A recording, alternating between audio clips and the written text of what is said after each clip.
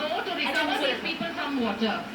ছবিতে দেখতে পাচ্ছেন শুভাংশু শুক্লার মা বাবার হাতে জাতীয় পতাকা ধরা। নিঃসন্দেহে ভারতের কাছে এটা অত্যন্ত গর্বের দিন যে প্রথম মহাকাশচারী হিসেবে ইন্ডিয়ান ইন্টারন্যাশনাল স্পেস স্টেশন থেকে শুভাংশু শুক্লারা ফিরে আসছেন। প্রথম ভারতীয় মহাকাশচারী যিনি ইন্টারন্যাশনাল স্পেস স্টেশন থেকে 18 দিন কাটিয়ে যাবতীয় পরীক্ষা নিরীক্ষা করে ফিরেছেন। আমি ডক্টর দেবী প্রসাদ দুয়ারির সঙ্গে যোগাযোগ করতে পেরেছি। ডক্টর দুয়ারি, আমি আবার মনে করতে চাইছি, ঠিক যেভাবে সুনিতা উইলিয়ামসের আটলান্টিক মহাসাগরে সফল অবতরণের পর যা যা পদ্ধতি অবলম্বন করা হচ্ছিল, শুভাংশু শুক্লাদের ক্ষেত্রে প্রায় এই মুহূর্তে দেখতে পাচ্ছি ক্যাপসুলটা প্রায় এই বাহ্যের কাছে চলে এসেছে, কাছে নিয়ে আসা হয়েছে। এরপরে কি কি করা হবে? এরপর একটা হাইড্রোলিক ক্রেন দিয়ে ক্যাপসুলটিকে জল থেকে তুলে আপনারা দেখতে পাচ্ছেন সামনে ওই ক্যাপসুলটি রাখার জন্য একটা বড় রিগের মতো রয়েছে। এই খাপে খাপে রিগের উপর বসালে তবে এটি পুরোপুরি স্থিরভাবে থাকবে। তারপরে খোলা হবে হ্যাচ খুলে তারপরে পরবর্তী কাজকর্ম শুরু হবে। একে একে করে বার করে নিয়ে আসা হবে এই মহাকাশচারীদের শারীরিক অবস্থার পরিস্থিতি শুয়ে বার করা হবে, তাকে তারা আস্তে আস্তে নিজেরাই হয়তো বেরিয়ে আসতে পারবে। এক্ষেত্রে যেটা আপনারা বলেওছেন যে মাত্র 18 দিন, সুনিতা উইলিয়ামসের ক্ষেত্রে যেটা ছিল প্রায় 8.5 মাস। সুতরাং 18 দিনে খুব একটা যে খুব সুন্দর ক্ষতি হয়ে গেছে বৈশ্বিক একদম বসে গেল, দেখো বসে যাচ্ছে, স্ট্রাকচার বা হাড়ের খাঁচাটা রয়েছে সেরকম নয়। সুতরাং বলা যাচ্ছে যে শারীরিকভাবে তারা মোটামুটি সুস্থ আছেন এবং তারা যে সুস্থ আছেন তা কিন্তু এর মধ্যে বিজ্ঞানীরা বুঝে গেছেন। কেননা ভেতরের সঙ্গে কথাবার্তা তাদের কিন্তু চালু আছে, তারা কিন্তু জানিয়েছে তারা কি অবস্থায় আছেন, সবাই ঠিক আছেন কিনা।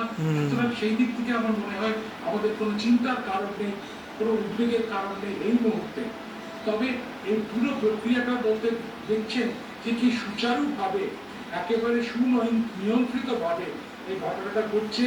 ক্রু ড্রাগন উঠে পড়েছে জাহাজের উপরে, সাধারণ জাহাজের উপরে আস্তে আস্তে তাকে তার যে রিসেপ্টর, যে একটা রিং, কালো রঙের রিং এর ছবি আমরা দেখছি, তার উপরে দেখুন হাইড্রোলিক ক্রেন দিয়ে আস্তে আস্তে আস্তে আস্তে করে নামানো হচ্ছে। এখনো তার গা থেকে জল ঝরছে। সুতরাং এটা অভূতপূর্ব মুহূর্ত। তবে আমার মনে হয় সারা পৃথিবীতে, বিশেষ করে ভারতবর্ষে কত কোটি মানুষ যে এই দৃশ্যটি দেখে তারা আনন্দে উচ্ছ্বসিত হয়ে পড়ছেন। এবং দেখুন আস্তে আস্তে আস্তে আস্তে সেই যে ক্যাপসুলটা সেটা একটু উঠিয়ে আবার সঠিকভাবে বসানো হচ্ছে আবার। আর তারপরে আস্তে আস্তে যারা আছেন তারা হ্যাচ খুলে দেখবেন। হ্যাচটা আপনারা দেখতে পাচ্ছেন সামনে আমাদের স্ক্রিনে, ওই হ্যাচটা মোটামুটি দেখা যাচ্ছে চৌকোর মতো যে কালো রেখা দিয়ে, সেটা খুলে তারপরে তার ভেতরের অবস্থা জানা যাবে পুরোপুরি। একটা কিন্তু ডক্টর দুয়ারি, এইটা ছবিটা দেখে বোঝা যাচ্ছে এই যে ক্যাপসুল, একেবারে সাদা ধবধবে ক্যাপসুল, এইটা যখন বায়ুমণ্ডলে প্রবেশ করেছে কি তীব্র ঘর্ষণ এবং কার্যত আগুন ধরে গেছিল, যার জন্য বিভিন্ন জায়গায় রংটা চটা বলে মনে হচ্ছে। এই সেই সময়টা ঠিক কি হয়েছিল, এইটা যদি একটু ব্যাখ্যা করেন। হ্যাঁ,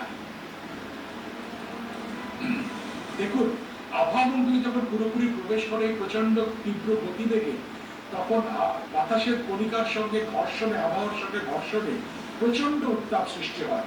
মানে বিজ্ঞানীরা দেখেছেন মোটামুটি 1600 থেকে 2000 বা 2100 ডিগ্রি সেন্টিগ্রেড, কখনো কখনো যদি আরো বড় হয় 3000 অব্দি হয়ে যেতে পারে। কিন্তু এক্ষেত্রে অতটা না হলেও ওই উত্তাপে 2000 ডিগ্রি সেন্টিগ্রেডের কাছাকাছি উত্তাপে সমস্ত কিছু পুরো ছাড়খাড় খারাপ হয়ে যাওয়ার কথা যদি স্বাভাবিক সাধারণ জিনিস থাকে। কিন্তু এখানে বিশেষ তাপ নিরোধক একটা বর্গ রয়েছে এবং তার উপরে যে রং ছিল সাদা ধবধবে রঙের, আপনারা দেখতে পাচ্ছেন আগুনের উত্তাপে সেটা পুড়িয়ে কেমন খয়েরি রঙের হয়ে গেছে। এ থেকে